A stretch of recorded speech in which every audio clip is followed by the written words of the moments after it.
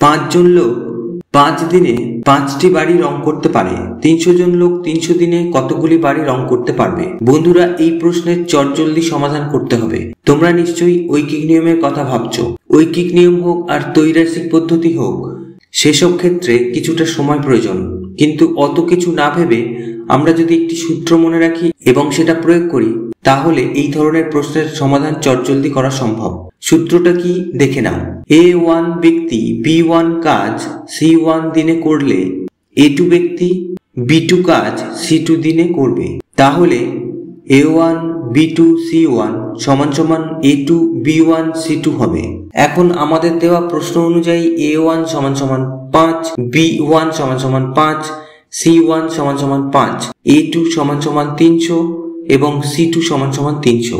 তাহলে সূত্র প্রয়োগ করলে হয় B2 অর্থাৎ বাড়ি রং করতে পারবে সমান সমান 18,000টি।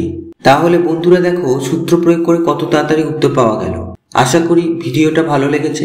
ভালো লাগলে প্লিজ কমেন্ট করে জানাও এবং লাইক দিতে ভুলো না। আর চ্যানেলটাকে প্লিজ সাবস্ক্রাইব করে পাশের বেল আইকনটা প্রেস করে রাখো। এতক্ষণ ভিডিওতে সাথে থাকার জন্য ধন্যবাদ।